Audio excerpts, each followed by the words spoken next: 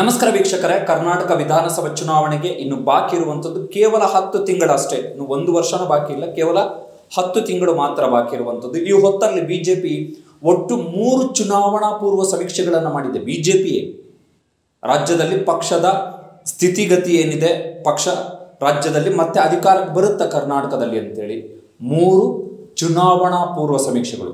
So ಆ 3 ಚುನಾವಣಾ ಪೂರ್ವ ಸಮೀಕ್ಷೆಗಳಲ್ಲಿ ಬಿಜೆಪಿಗೆ ಸಿಹಿಯೋ ಕಹಿಯೋ ಸ್ವತಃ ಬಿಜೆಪಿಯ ಮಾಡಿರುವಂತಹ ಚುನಾವಣಾ ಪೂರ್ವ ಸಮೀಕ್ಷೆ, ಬಿಜೆಪಿಯವರೇ ಹೋಗಿ ತೆಗೆದುಕೊಂಡಿರುವಂತಹ ಗ್ರೌಂಡ್ ರಿಪೋರ್ಟ್.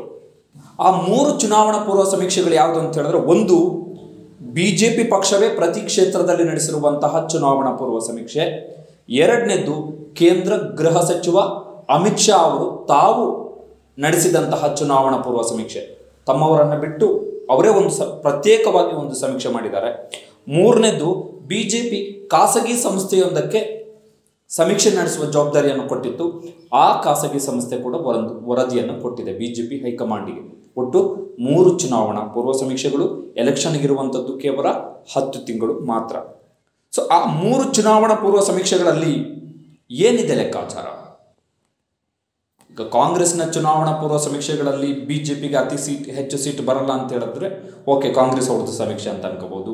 JDS ಅವ್ರದ್ದು ಸಮೀಕ್ಷೆಯಲ್ಲಿ ಕಾಂಗ್ರೆಸ್ ಬಿಜೆಪಿಗೆ ಜಾಸ್ತಿ ಬರದೆ ಬರೀ JDSಗೆ ಮಾತ್ರ ಹೆಚ್ಚು ಸೀಟ್ ಕೊಟ್ಟರೆ ಅದು ಅವ್ರದ್ದು ಪಕ್ಷದ ಸಮೀಕ್ಷೆ ಅಂತ ಅನ್ಕೋಬಹುದು. ಆದರೆ ಇದು ಬಿಜೆಪಿಯೇ ನಡೆಸಿರುವಂತಹ ಚುನಾವಣಾ ಪೂರ್ವ ಸಮೀಕ್ಷೆ, ಒಂದಲ್ಲ 3. ಸೊ 3 ಸಮೀಕ್ಷೆಯಲ್ಲಿ ಏನಿದೆ ಲೆಕ್ಕಾಚಾರ? ಈ 3 ಸಮೀಕ್ಷೆಗಳಲ್ಲಿ ಬಂದಿರುವಂತಹ ಒಂದು ಕಾಮನ್ ಒಪಿನಿಯನ್ ಏನು ಅಂತ ಹೇಳಿದ್ರೆ, ಕರ್ನಾಟಕದಲ್ಲಿ ಬಿಜೆಪಿಗೆ ಮತ್ತೆ ಬಹುಮತ ಸಿಗಲ್ಲ. 2023 ಅಂತ ಹೇಳಿದ್ರೆ ಮುಂದಿನ ಬಾರಿ ನಡೆಯುವಂತಹ ವಿಧಾನಸಭಾ ಚುನಾವಣೆಯಲ್ಲಿ ರಾಜ್ಯದಲ್ಲಿ ಮತ್ತೆ ಬಿಜೆಪಿ ಅಧಿಕಾರಕ್ಕೆ ಬರಲ್ಲ ಎನ್ನುವಂಥದ್ದೇ ಈ 3 ಚುನಾವಣಾ ಪೂರ್ವ ಸಮೀಕ್ಷೆಗಳ ಲೆಕ್ಕಾಚಾರ. ಬಿಜೆಪಿಗೆ ಬಂದರೆ 70 ರಿಂದ 75 ಸೀಟು ಬಂದರೆ ಅದೇ ಹೆಚ್ಚು. 70 ರಿಂದ 75 ಸೀಟು ಬಂದರೆ ಅದೇ ಹೆಚ್ಚು. ಬಹುಮತಕ್ಕೆ ಬೇಕಾಗಿರೋದೆಷ್ಟು? 113 ಸೀಟು ಅಂತ ಹೇಳಿದ್ರೆ ಬಿಜೆಪಿಗೆ ಸುಮಾರು 40 ಸೀಟುಗಳು ನಷ್ಟ ಆಗುತ್ತೆ ಅಂತೇಳಿ ಸರ್ಕಾರ ರಚನೆಗೆ. 40 ಸೀಟು ಅಂದರೆ ಸಣ್ಣ ಪ್ರಮಾಣ ಅಲ್ಲ. 40 ಸೀಟು ಅಂತ ಹೇಳಿದ್ರೆ ಸದ್ಯ ಆಡಳಿತದಲ್ಲಿರುವಂತಹ ಬಿಜೆಪಿ 2023 ವಿಧಾನಸಭಾ ಚುನಾವಣೆಗೆ ಅಧಿಕಾರ ಕಳೆದುಕೊಳ್ಳುತ್ತೆ. ಬರೀ ಅಧಿಕಾರ ಕಳೆದುಕೊಳ್ಳುವಂಥದ್ದು ಮಾತ್ರ ಅಲ್ಲ, ಅತಿ ಹೆಚ್ಚು ಪ್ರಮಾಣದಲ್ಲಿ ಸ್ಥಾನಗಳನ್ನು ಕಳೆದುಕೊಳ್ಳುತ್ತೆ ಎನ್ನುವಂಥದ್ದು ಬೇರೆ ಯಾರ ಸಮೀಕ್ಷೆ ಲೆಕ್ಕಾಚಾರ ಅಲ್ಲ. ಬಿಜೆಪಿ, ಅಮಿತ್ ಶಾ ಮತ್ತು ಬಿಜೆಪಿಯವರು ಖಾಸಗಿ ಸಂಸ್ಥೆಯೊಂದಕ್ಕೆ ವಹಿಸಿಕೊಟ್ಟು ಆ ಖಾಸಗಿ ಸಂಸ್ಥೆ ನಡೆಸಿರುವಂತಹ ಚುನಾವಣಾ ಪೂರ್ವ ಸಮೀಕ್ಷೆ. ಈ 3 ಚುನಾವಣಾ ಪೂರ್ವ ಸಮೀಕ್ಷೆಗಳನ್ನು ವಿಧಾನಸಭಾ ಚುನಾವಣೆಗೆ ಇನ್ನು ಕೇವಲ 10 ತಿಂಗಳು ಬಾಕಿ ಇರುವ ಹಾಗೆ ಕರ್ನಾಟಕದಲ್ಲಿ. ಸೊ ಇದೊಂದು ಬಿಜೆಪಿಗೆ ಆಘಾತಕಾರಿ ಸಂಗತಿ.